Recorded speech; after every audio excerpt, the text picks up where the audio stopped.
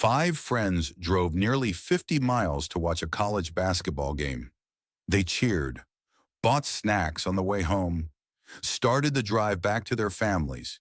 They never made it. Days later, their car was found abandoned high in the mountains, on a road they had absolutely no reason to be on. The engine still worked. There was enough gas to drive home. Months later, four of the five men were found dead. One was never found at all. Nearly 50 years later, no one can answer the question that started it all.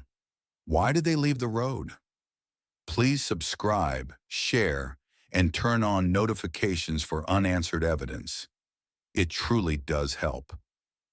February 24th, 1978, Bill Sterling, Jack Hewitt, Ted Wire, Jack Madruga, and Gary Mathias left their homes in Yuba County, California.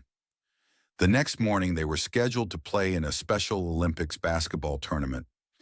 Family members said they had already laid out their uniforms. Missing that tournament was unthinkable. That evening, they drove to Chico to watch a college basketball game. Afterward, they stopped at a convenience store. Soft drinks, candy, milk, snacks.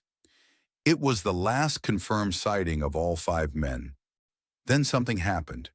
Instead of driving south toward home, Jack Madruga's Mercury Montego ended up deep inside the Plumas National Forest, more than 70 miles from Chico, far from any reasonable route home.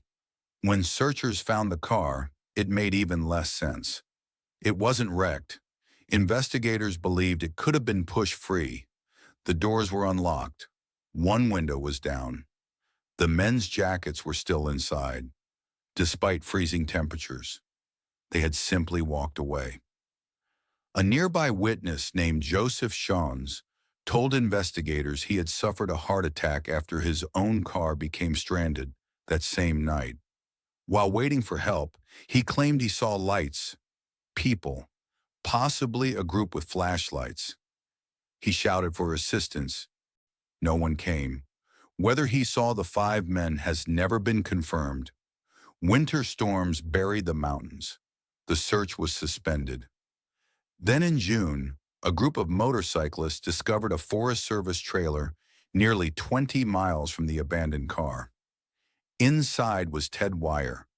He had died from starvation and exposure, but the evidence suggested he had survived for weeks, possibly months.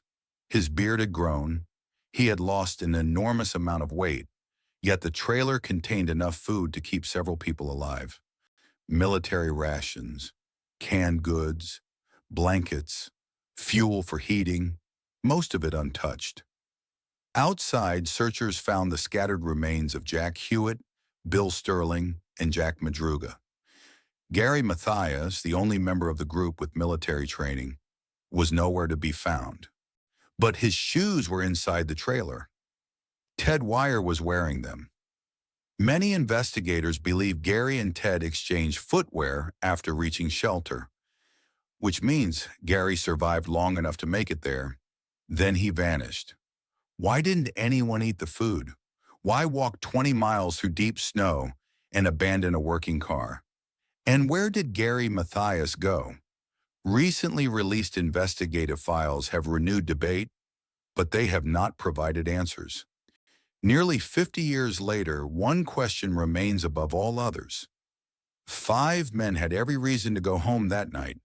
Their uniforms were laid out. Their families were waiting. The tournament was in the morning. Nothing about what happened fits who they were, and somewhere in the mountains of Northern California, Gary Mathias has never been found. If this case caught your attention, please like, subscribe, and turn on notifications for unanswered evidence so you don't miss the next one. New cases weekly.